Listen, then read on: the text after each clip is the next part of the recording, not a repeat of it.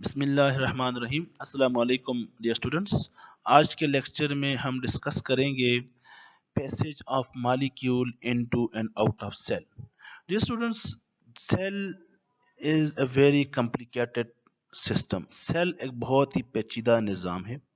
Cell की जो outer most boundary होती है, जनरली हम एनिमल सेल की बात करें तो वो प्लाज्मा मेम्ब्रेन है, और प्लांट सेल में सेल वॉल होती है। तो सेल में कुछ मॉलिक्यूल को एंटर होना होता है और कुछ मॉलिक्यूल्स को सेल से एग्जिट होना होता है, रिमूव होना होता है। तो इस तमाम प्रोसेस को मटेरियल की सेल में एंट्री और जो वेस्ट प्रोडक्ट है उसकी सेल से जो एक्सक्रीट है या उसकी रिलीज जो है, एग्जिट है, वो एक खास मेम्ब्रेन कंट्रोल करती है, उसको हम प्लाज्मा मेम्ब्रेन कहते हैं।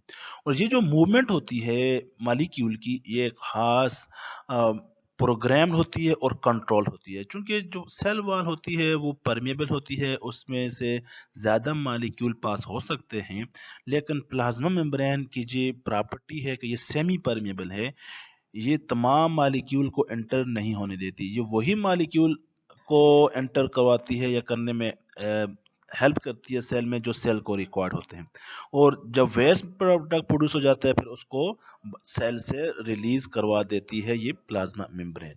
तो आज हम डिस्कस करेंगे कि सेल को जो मटेरियल रिक्वायर्ड है वो कैसे सेल में एंटर होता है, और कैसे जो है ना वो सेल से रिमूव होता है, इसमें कौन कौन से प्रोसेस इन्वॉल्व होते हैं, ये सारी बातें आज के लेक्चर में हम डिस्कस करेंगे। Cell membrane is called the differentially or semi-permeable membrane as it controls the inflow and outflow of the material of the cell. Cell membrane को हम डिफरेंशियली परमेबल भी कहते हैं या सेमी परमेबल मेम्ब्रेन कहते हैं, क्योंकि ये कुछ मॉलिक्यूल को तो सेल में एंटर होने देती है, लेकिन सारे मॉलिक्यूल, हर किस्म का मॉलिक्यूल सेल में एंटर नहीं होने देती। जो मॉलिक्यूल सेल को रिक्वायर्ड है, जो सेल को दरकार है, वही सेल में एंटर होता है, और जो वेस्ट प्रोडक्ट जो सेल को दरकार नहीं है उसको सेल से एक्सक्रीट करवा देती है। Cell membrane maintains the equilibrium inside as well as outside of the cell. तो सेल मेम्ब्रेन एक तवाज़ुन को कायम करती है, क्योंकि जो सेल की रिक्वायरमेंट्स है वो फिल होती हैं प्लाज्मा मेम्ब्रेन के थ्रू, और जो वेस्ट प्रोडक्ट्स है वो सेल से रिलीज आउट हो जाते हैं। इस तरह एक होम्योस्टैटिक एनवायरनमेंट बनता है सेल में। तो सेल मेम्ब्रेन का सेल में बहुत इंपॉर्टेंट रोल ये है कि ये इक्विलिब्रियम को मेंटेन करती है इनसाइड और outside the cell. The control of the passage of molecule into and out of cell is made possible through two main processes. Movement of molecule की दो टाइप्स होती हैं या दो प्रोसेस को कंट्रोल करते हैं, एक पैसिव ट्रांसपोर्ट और active transport.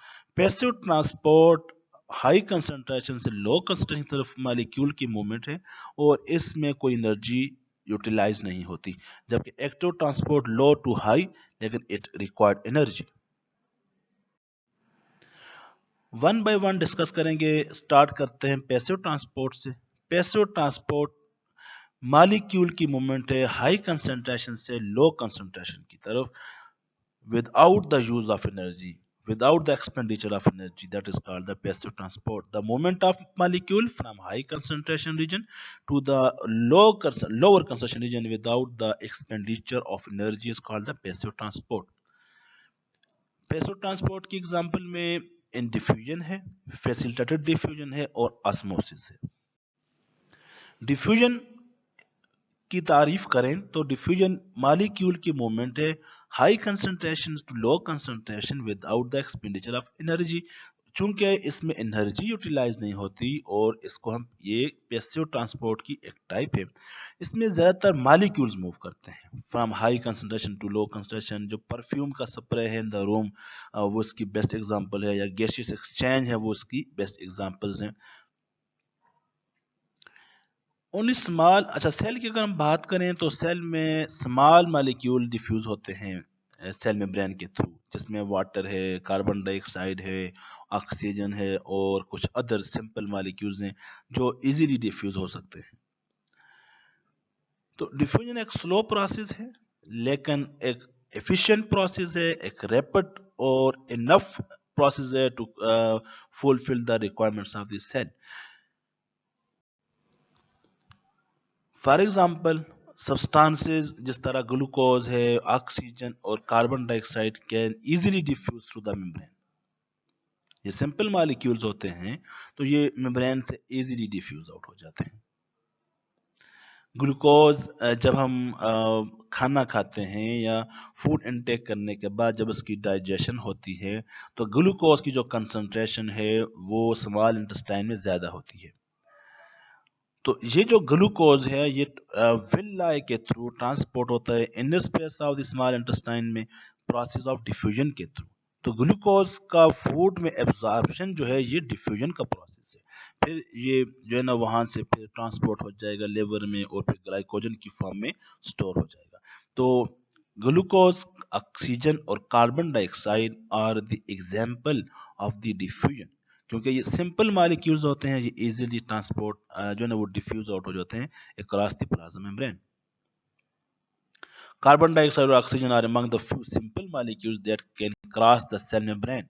For example, gaseous exchange in gills and lungs operates by the diffusion. Facilitated diffusion भी डिफ्यूजन की टाइप है, लेकिन यहाँ पे फ़र्क ये है कि यहाँ पे एक खास किस्म की ट्रांसपोर्ट प्रोटीन्स दरकार होती हैं। कुछ मॉलिक्यूल ऐसे होते हैं जो डायरेक्ट सेल से या प्लाज्मा मेम्ब्रेन से क्रॉस नहीं कर सकते, उनके लिए एक ट्रांसपोर्ट प्रोटीन चाहिए होती है। तो movement of molecule from high concentration with the help of transport proteins, carrier proteins, facilitator proteins, एक सहूलतकार के जरिए जब कोई मॉलिक्यूल सेल में एंटर होगा तो उसको हम बोलेंगे फैसिलिटेटेड डिफ्यूजन। ये भी डिफ्यूजन ही की टाइप है। इसमें भी मॉलिक्यूल हाई कंसंट्रेशन से लो कंसंट्रेशन की तरफ जाते हैं। ये भी पैसिव ट्रांसपोर्ट है, लेकिन फर्क ये है कि इसमें ट्रांसपोर्ट प्रोटीन इस्तेमाल होती है। मेनी मॉलिक्यूल वो जो है ना फ्रीली डिफ्यूज नहीं कर सकते क्लास द प्लाज्मा मेम्ब्रेन, क्योंकि उनका साइज या चार्ज डिफरेंट होता है या साइज बड़ा होता है। चार्ज जो है ना वो उसको सपोर्ट नहीं करता कि वो प्लाज्मा मेम्ब्रेन को क्रॉस करें। तो उन मॉलिक्यूल की सेल में एंट्री या सेल में एग्जिट करने के लिए ट्रांसपोर्ट प्रोटीन चाहिए होती हैं। तो ये ट्रांसपोर्ट प्रोटीन्स कहाँ पे होती हैं? प्लाज्मा मेम्ब्रेन में होती हैं। और वो डिफ्यूजन जिसमें ट्रांसपोर्ट प्रोटीन दरकार हो उसको हम बोलते हैं फैसिलिटेटेड डिफ्यूजन। फैसिलिटेटेड डिफ्यूजन हम डिस्कस कर चुके हैं कि ये पैसिव ट्रांसपोर्ट की टाइप है, क्योंकि फैसिलिटेटेड डिफ्यूजन में भी कोई एक्सपेंडिचर ऑफ एनर्जी नहीं होती और ये भी हाई कंसंट्रेशन से लो कंसंट्रेशन की तरफ मूवमेंट होती है मॉलिक्यूल की। डिफ्यूजन फ्रीली मूवमेंट हो रही है मॉलिक्यूल्स की across the plasma membrane, this is called a simple diffusion. और ये हमारे पास फैसिलिटेटेड डिफ्यूजन है। यहाँ पे ये जो फैसिलिटेटेड प्रोटीन्स जिनको हम ट्रांसपोर्ट प्रोटीन्स कहते हैं, ये ट्रांसपोर्ट प्रोटीन्स मूव करते हैं मॉलिक्यूल को outside from outside environment to the inside. तो ये ट्रांसपोर्ट प्रोटीन की मदद से जो डिफ्यूजन होगी उसको हम बोलेंगे फैसिलिटेटेड डिफ्यूजन। ऑस्मोसिस, अब ऑस्मोसिस भी पैसिव ट्रांसपोर्ट है, इसमें भी एनर्जी रिक्वायर्ड नहीं होती, लेकिन ऑस्मोसिस में सॉल्वेंट मॉलिक्यूल्स मूव करते हैं from high concentration to low concentration through the semi permeable membrane. तो osmosis is the movement of the solvent molecule from high concentration to lower concentration through semi permeable membrane. Osmosis को control कौन करता है? Osmosis को relative concentration of solutes control करती है on the both sides of the cell membrane. Cell membrane की दोनों अतराफ में concentration of the solute, salt की जो कंसंट्रेशन है वो ऑस्मोसिस को कंट्रोल करती है। On the basis of solute concentration, solution can be divided into three types. Solution को हम सॉल्यूट की कंसंट्रेशन की बेस पे तीन टाइप्स में क्लासिफाई करते हैं: आइसोटोनिक सॉल्यूशन, हाइपरटोनिक सॉल्यूशन और हाइपोटोनिक सॉल्यूशन। अब आइसोटोनिक सॉल्यूशन कौन सा होता है? The solution which has equal concentration of solute to that of the cell. Iso mean same, tonic mean concentration और साल्ट कंसंट्रेशन। तो कंसंट्रेशन ऑफ सॉल्यूट जब outside the environment और inside the cell जब दोनों में बराबर होगी तो इसको हम बोलेंगे आइसोटोनिक। दोनों में इक्वल है, दोनों में क्या है, इक्वल है। अब यहाँ पे जो नेट गेन है और नेट जो लॉस है सॉल्यूट का वो इक्वल है, इसलिए इसमें यहाँ पे हमारे पास सेल की जो टर्जिडिटी है या सेल की जो है उस पर कोई इफेक्ट नहीं होता। प्लांट सेल इससे अफेक्ट होते हैं क्योंकि वो हम डिस्कस करेंगे आगे। लेकिन आइसोटोनिक की बात करें तो concentration of the solute is equal inside to the outside when a cell is place. अच्छा, जब हम सेल को आइसोटोनिक सॉल्यूशन में प्लेस करते हैं तो उसमें रेट ऑफ जो ऑस्मोसिस है, मूवमेंट ऑफ द जो सॉल्वेंट है वो outward is equal to the rate of osmosis और the movement to the inward, जैसे हम डिस्कस किया। क्योंकि सेल किस कंसंट्रेशन में, कौन सी सॉल्यूट कंसंट्रेशन में, आइसोटोनिक में। आइसोटोनिक बाहर और अंदर जो है सॉल्यूट की कंसंट्रेशन बराबर है, इक्वल है, इसलिए जो मूवमेंट ऑफ द सॉल्वेंट है वो इक्वल है, कोई इफेक्ट नहीं पड़ेगा।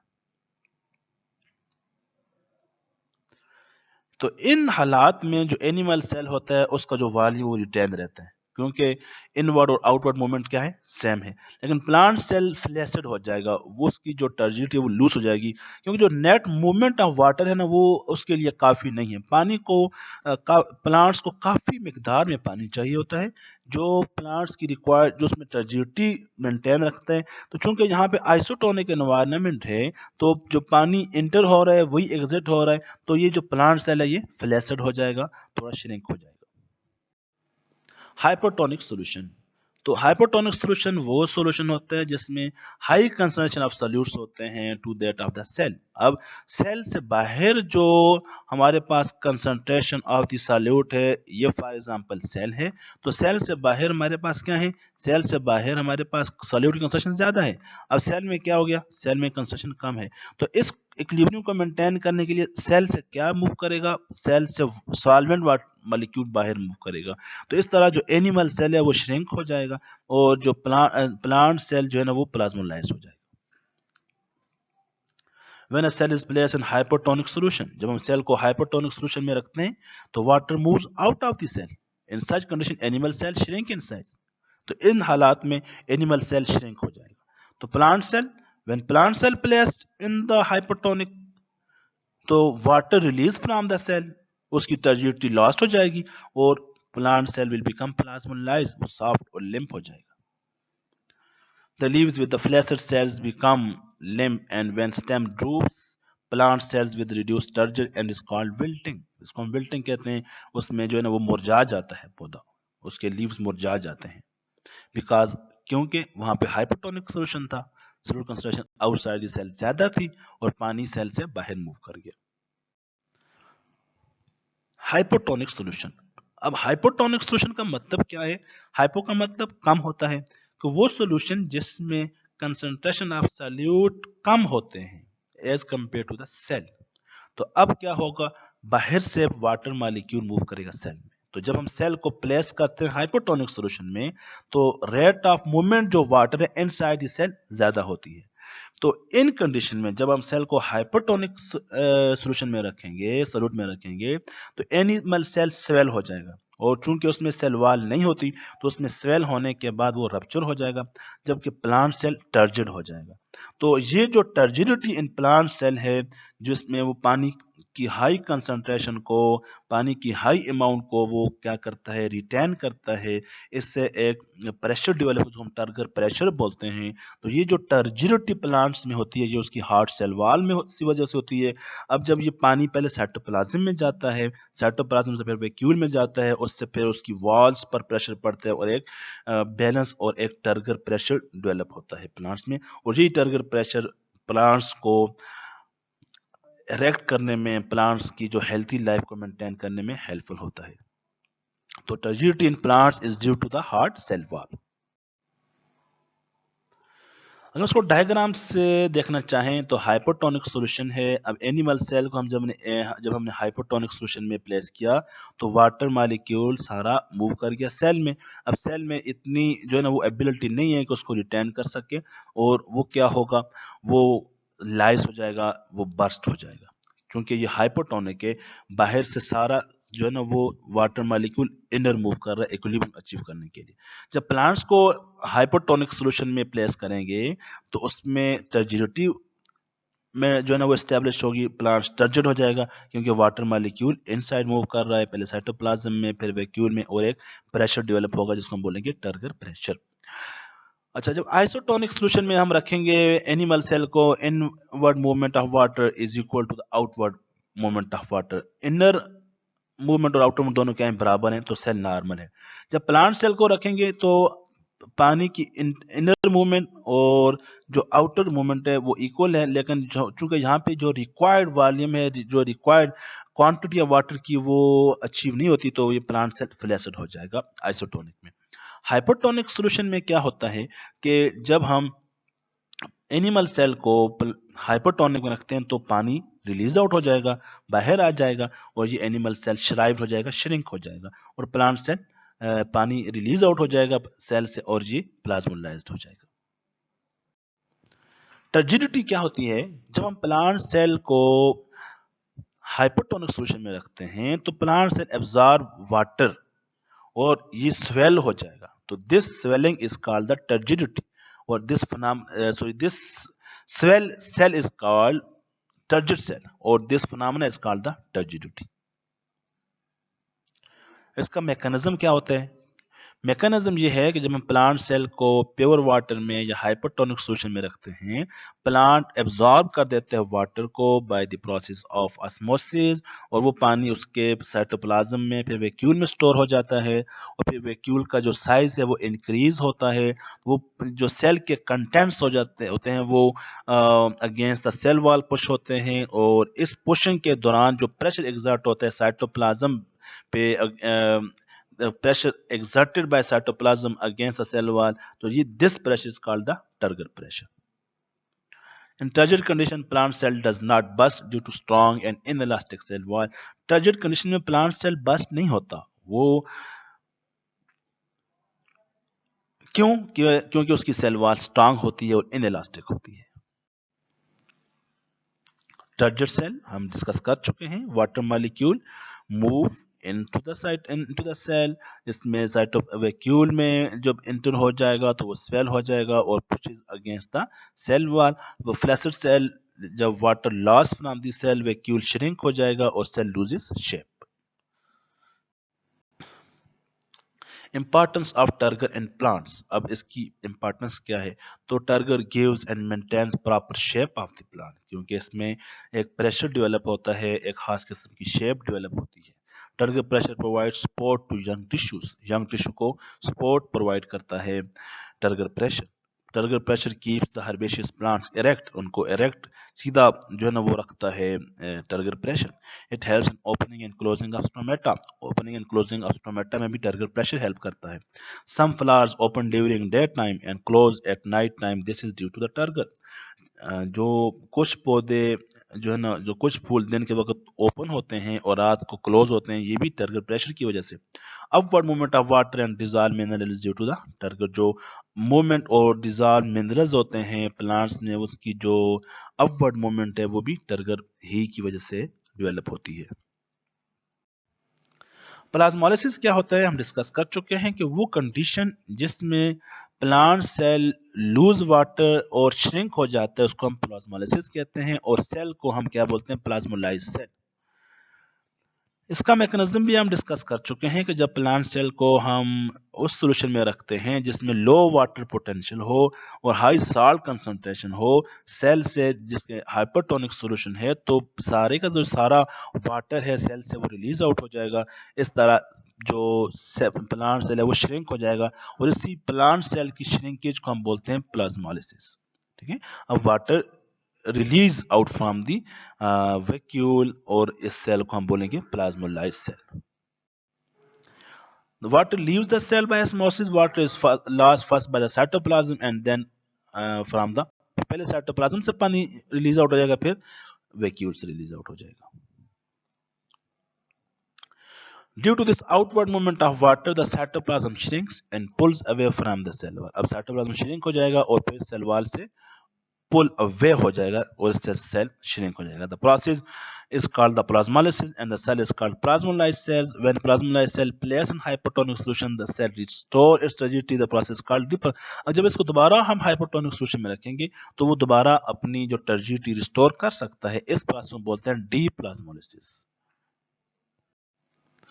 एक्टिव ट्रांसपोर्ट, अब तक हमने डिस्कस किया पैसिव ट्रांसपोर्ट। पैसिव ट्रांसपोर्ट हमने तीन टाइप डिस्कस किए, डिफ्यूजन, फैसिलिटेटेड डिफ्यूजन और ऑस्मोसिस। और ऑस्मोसिस को हमने फिर सॉल्यूट की कंसंट्रेशन की बेस पे हाइपरटोनिक और आइसोटोनिक की बेस पे डिस्कस किया कि हाइपरटोनिक सॉल्यूशन में अगर हमने किसी सेल को रखा उस पर क्या इफेक्ट होगा, हाइपर पर क्या इफेक्ट होगा और आइसोटोनिक पर क्या इफेक्ट होगा।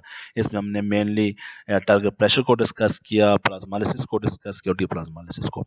अब हम एक्टिव ट्रांसपोर्ट की बात करते हैं। एक्टिव ट्रांसपोर्ट क्या है? एक्टिव ट्रांसपोर्ट ये भी मॉलिक्यूल की मूवमेंट है अक्रॉस द सेल मेम्ब्रेन, लेकिन इसमें जो कंसंट्रेशन है वो from lower concentration to the higher concentration. जाहिर है जब कोई मॉलिक्यूल लो टू हायर जाएगा तो वो लाजमी एनर्जी को क्या करेगा, इस्तेमाल करेगा। तो हम डिफाइन कर सकते हैं एक्टिव ट्रांसपोर्ट को कि movement of molecule across the plasma membrane from low concentration region to high concentration with the expenditure of metabolic energy is called active transport. For the active transport of substances, carrier proteins present in the cell membrane use energy and move them against the concentration gradient. अब जो carrier proteins जो active transport के लिए helpful होती हैं वो energy इस्तेमाल करती हैं और वो against the concentration gradient molecule को move करवाती हैं। Against the concentration gradient का मतलब है from low concentration to high concentration. For example, sodium potassium is the best example of the active transport. Sodium potassium pump में ये होता है कि हमारे पास जो न्यूरॉन होता है, न्यूरॉन सेल में उसमें सोडियम और पोटेशियम का इनटेक और आउटटेक होता है। इस इनटेक और आउटटेक के दौरान एक तो एनर्जी दरकार होती है, दूसरा ये लो कंसंट्रेशन से हाई कंसंट्रेशन की तरफ मूव करते हैं। तो सोडियम पोटेशियम एक्टिवली ट्रांसपोर्ट होते हैं across the plasma membrane across the required of the cell. ठीक है, nerve impulse is carried when sodium is actively transported across the membrane from nerve cell to the outside. अब sodium जो है वो inside to outside move करेगा और जब potassium जो है वो आउटसाइड से इनसाइड मूव करेगा। इसको हम कहते हैं एक्टिव ट्रांसपोर्ट। अगर हम इसको एग्जांपल डायग्राम से देखें तो ये हमारे पास सोडियम पोटेशियम पंप है। इस सोडियम पोटेशियम पंप में हमारे पास जो मोस्ट इम्पॉर्टेंट जो कंसंट्रेशन है वो किसकी है, वो पोटेशियम की इनसाइड द सेल ज्यादा होती है लेकिन बाहर इसकी कंसंट्रेशन कम है, जबकि सोडियम की बाहर ज्यादा है और अंदर कम है। अब तीन मॉलिक्यूल सोडियम के बाहर मूव करेंगे और दो मॉलिक्यूल पोटेशियम के अंदर मूव करेंगे। तो इस मूवमेंट के लिए क्या चाहिए, एटीपी मॉलिक्यूल चाहिए। इसको हम बोलते हैं सोडियम पोटेशियम पंप। और ये एक्टिव ट्रांसपोर्ट की एक बेस्ट एग्जांपल है कि दो मॉलिक्यूल पोटेशियम की सेल में मूवमेंट और तीन मॉलिक्यूल की सोडियम से एग्जिट रिलीज, सॉरी तीन molecule of three molecule of the जो सोडियम होते हैं वो सेल से एग्जिट होना, इससे एक पोटेंशियल जो है ना वो डेवलप होता है जिससे इलेक्ट्रिक इम्पल्स ट्रांसपोर्ट होती है। तो यहाँ पे आपने ये समझना है कि जो सोडियम पोटेशियम पंप है उसमें सोडियम की कंसंट्रेशन बाहर कम है, सॉरी बाहर ज्यादा है, तो जो अंदर इसकी कंसंट्रेशन क्या है, कम है। लेकिन अब फिर भी अंदर से वाटर जो सोडियम मॉलिक्यूल है वो बाहर आ रहे हैं फ्रॉम लो टू हाई। अब बाहर पोटेशियम क्या है, ज्यादा कम है, अंदर क्या है, ज्यादा है।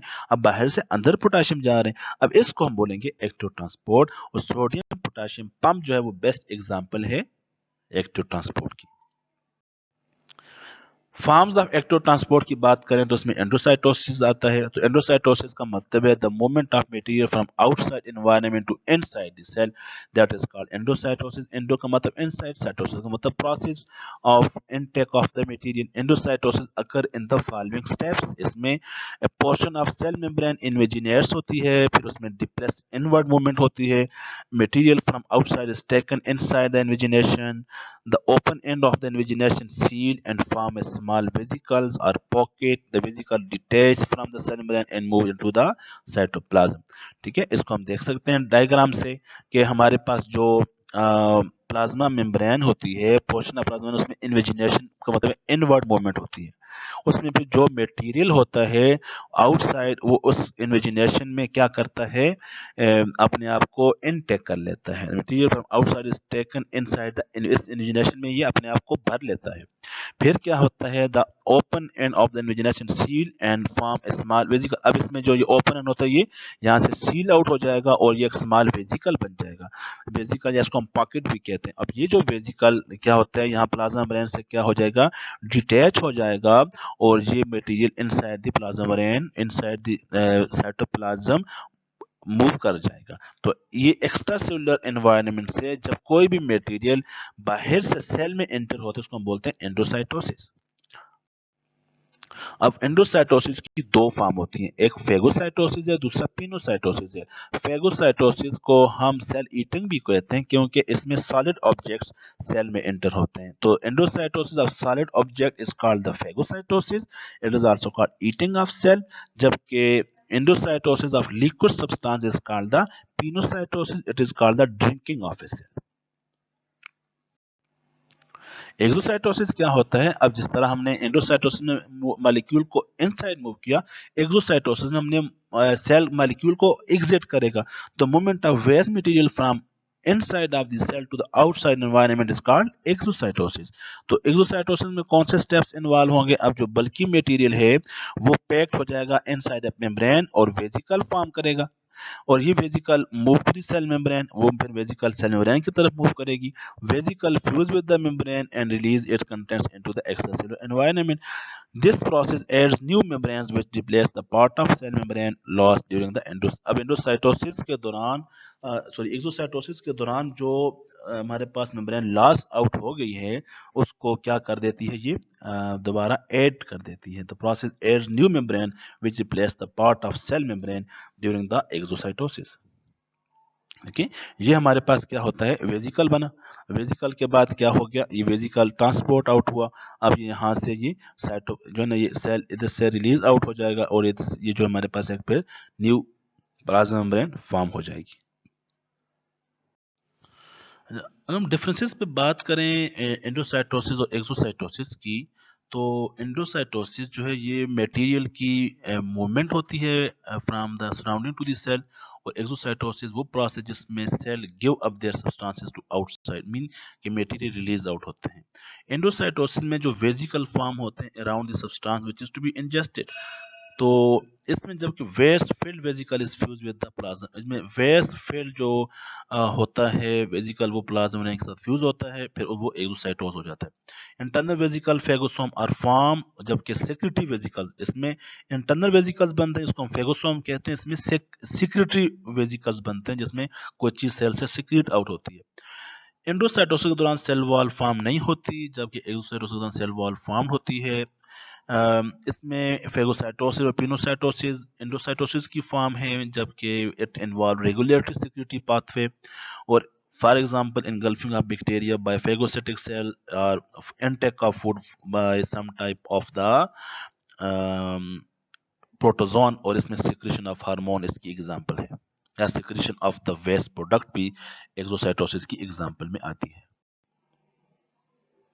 एंडोसाइटोसिस में अगर हम देखें तो प्लाज्मा मेम्ब्रेन ने जो मटेरियल इनगल्फ होना था उसको क्या किया, इनक्लोज किया, उसके गिर्द अपने आप को सराउंड किया, फिर उसको एक वेजिकल बनाया और movement of molecule inside the cell take place हुई। एक्सोसाइटोसिस में पहले वेजिकल बना, उस वेजिकल ने आकर प्लाज्मा मेम्ब्रेन के साथ क्या किया, जो ना वो अटैच हुई और फिर वहां से वो मटेरियल एग्जिट आउट हो गया। फिल्ट्रेशन वो प्रोसेस है जिसमें स्मॉल मॉलिक्यूल फोर्स्ड आउट होते हैं to move across the semi permeable membrane with the aid of the hydrostatic water pressure, और ब्लड प्रेशर में जो सेमी पेरिमेम्ब्रेन से जो मॉलिक्यूल क्या होते हैं वो फिल्टर आउट होते हैं। The infiltration, the pressure cannot force large molecules such as proteins to pass through membrane pores. अब इसमें मेम्ब्रेन के पोर से जो लार्ज मॉलिक्यूल है वो पास नहीं हो सकते, जिस तरह प्रोटीन्स हो गए या लार्ज कम्प्लेक्स पॉलीमर्स होते हैं वो पास नहीं होते। एग्जाम्पल, आवर बॉडी किडनी जो है ना वो फिल्टर आउट करते हैं हार्मफुल सब्सटेंस को, और यूरिन फॉर्मेशन होती है, तो फिल्ट्रेशन का जो प्रोसेस हमारी बॉडी में किडनीज में होता है। तो ये ब्लड फ्लो हो रहा है, ब्लड बहुत प्रेशर से जा रहा है, तो स्मॉल मॉलिक्यूल वहाँ से ooze आउट हो जाते हैं और लार्ज मॉलिक्यूल ट्रेवल करते हैं प्लाज्मा मेम्ब्रेन में। तो membrane of the capillary of the cell wall, तो जो हमारे पास स्मॉल मॉलिक्यूल होते हैं वो फिल्टर आउट या वेस्ट मटेरियल फिल्टर आउट हो जाता है ब्लड से। तो इसको हम बोलते हैं filtration that is through the cell membrane of the capillary wall.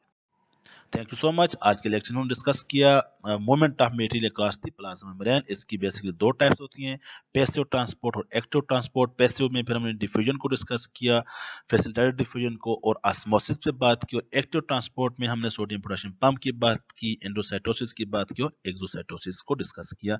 Next lecture में हम प्लांट्स टिश्यू पर डिस्कस पर बात करेंगे।